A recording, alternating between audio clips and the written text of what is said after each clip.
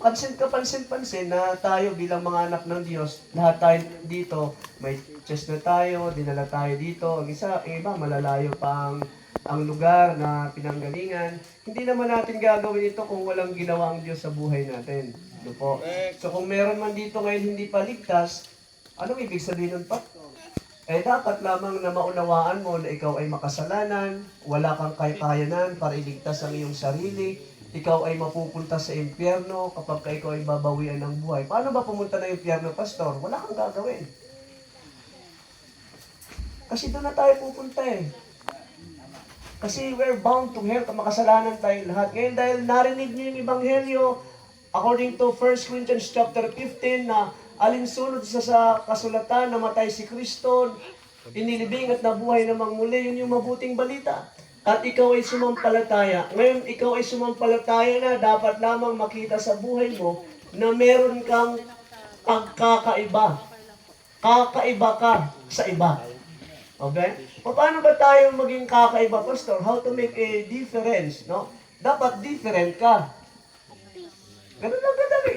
Paano ka magiging kakaiba sa iba, parehas lang tayo. Rich! Dapat iba ka. Oh. Sabi nga sa kasigurahan, pag nagyabang sila, iba ako to.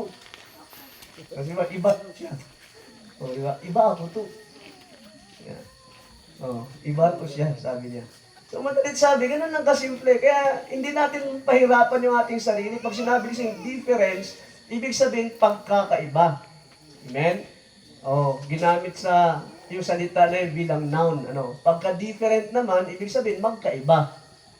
Adjective. So makikita natin na yung ating term, making a difference, ibig sabihin, simplihan lang natin. Yung service naman Kasi ang paglilingkod ng hindi anak ng Diyos, iba. Correct! Naglilingkod sila sa kasalanan. Richo! Pag hindi ligtas, nagtatago yan, gumagawa yan ng kasalanan, hindi yan pinapaalam sa kahit kanino. Pero nakakatawa, no? Bakit? Sino ba yung pinaglilingkuran mo? Kahit itago mo yan sa tao, ang pinaglilingkuran mo, Diyos. Kaya dapat malusaw ka sa upuan mo pagka gumagawa ka ng kasalanan na yan. Bakit?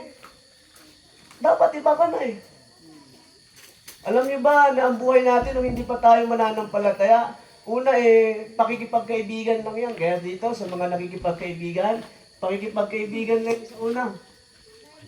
Sabi nga ng Bible sa James chapter 4 verse 4, friendship of the world is enmity with God.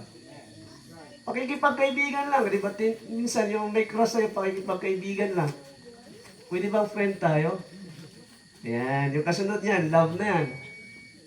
Eh sabi ng Bible sa 1 John chapter 2 verse 15, love not the world. Neither the things that are in the world. If any man love the world, the love of the Father is not in him. Gumawa ka ng pagkakaiba bilang kakaibang tao. Dahil bakit? Peculiar people ka Ano bang peculiar people? Parang sa lahat ng bayan, kakaiba yung Israel. Correct! Pagka Kristiyano ka, hindi ibig sabihin Kristiyano, lahat ng mga reliyon Kristiyano dahil niwala kay Kristo, iba tayo. Dapat makita natin, hindi tayo perfecto, pero naiba ka. Ganun dapat yung atin. Pakikipagkaibigan, tapos minahal mo na. Ano na kasunod ng pastor? Makipamato ka na. The word conform to this world. Kaya sabi sa Romans chapter 12 verse 2, be ye not conformed to this world, but be ye transformed by the renewing of your mind, that ye may prove what is that good and acceptable. What is good and acceptable. Para malaman yung perfect will of God talaga. Kasi may perfect will ng Panginoon sa buhay natin. So pagdating sa paglilingkod, hindi ka makakapaglingkod, hindi tayo makakapaglingkod na iba sa paglilingkod ng hindi Kristiyano. Kasi bakit? Hindi ka ligtas kahit naman sa mga pastor, maraming mga pastor na, ewan ko ba, di ba? Amen? Maraming pastor na pag nagsalita, parang malambot. Maglakad lumambot, pero totoong lalaki naman. Meron namang iba na hindi naman totoong lalaki. Sa ating lahat ng mga anak ng Diyos, ang basyan ng pagiging tunay na anak ng Diyos. Sukatin natin ang tunay na pagkatao natin bilang kakaibang nilalang na binago ni Kristo ng Panginoon. Hindi yung may nakakakita sa'yo. Hindi yung panahon na nandyan yung pastor mo, yung magulang mo, yung mga Kristiyano.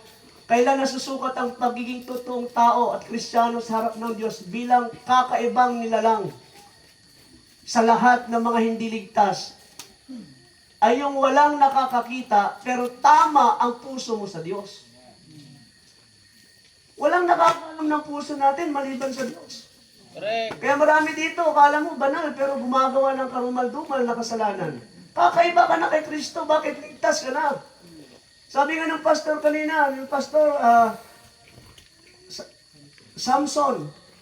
Ngayon ako nakita ng Samson na maiksi ang buhok eh. Pero malakas yan, brother. Pastor Samson yan eh. Sabi niya, bagong nilalang ka na kay Kristo, hindi siya sumisigaw. Kasi bakit? Hindi naman kailangan isigaw yan eh. Kahit sigawan mo yan ng sigaw, kapag ang puso na nakalyado na, hindi makikinig yan. Kasi marami mga Kristiyano kalyado na ang puso eh. Di ba yung mga Israelita, their heart, meron na callousness. Callous, it means kalyo. Kaya kahit anong gawin mo sa kalyo, matigas yan, hindi yan nakakaramdam. O kaya kung nakakaramdam ka ng sakit, tama yung pakiramdam mo. Para akong pinapatamaan ni Pastor. Saan ba pinapatamaan ng pako? Sa ulo. Ikaw ba pag humampas ng martilyo, dumadaplis, masaya ka? Dapat tamaan mo sa ulo. At halimbawa may pako na baluktot, anong gagawin mo? Para i-cherish mo dahil mahal ang pako, ituwid mo. At ipako mo ulit. Ganon ang ating kalagayan sa harap ng Diyos. Hindi ko alam ang laman ng puso ninyo, pero paano ba tayo maglingkod sa harap ng Diyos? Binago ka na eh. Nakipagkaibigan lang tayo noon, minahal na natin ang sanlibutan, nakiayon na tayo sa sanlibutan. At hanggang ngayon, yung old sin nature pa rin natin ang gumagana, hindi na yung tayo na binihisa na ng bagong bihis sa harap ng ating Panginoong Jesucristo. So how to make a difference in service? Mababasa natin ito mapit sa aklat ng Colossians. Kaya doon natin isa-isahin ngayon, no? Sa aklat ng Colossians. Kasi bakit? Sa Colossians chapter 3 verse 23 and 24, nandyan po yung ating teksto, no? Kasi hindi ko makukuha doon sa teksto ng ating tema, kundi kunin natin dyan sa Colossians, ano po, yung service, no? Kunin po natin. Doon sa Jude kasi binanggit na ni Pastor Samson kanina, no? Pagkakaiba, no? Yung compassion, no?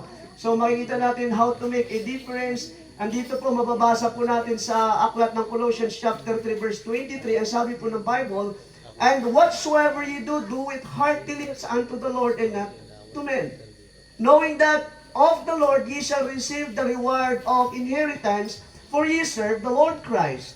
So, apat na katanungan para natin para makita natin yung pagkakaiba sa iba patungkol sa ating paglilingkod.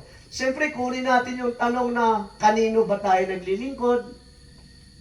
Ano ang ginagawa mo? No? Paano mo ginagawa bilang isang lingkod? Ano ang ginagawa mo? Paano mo dapat ito gawin? At bakit mo ito dapat gawin sa Panginoon?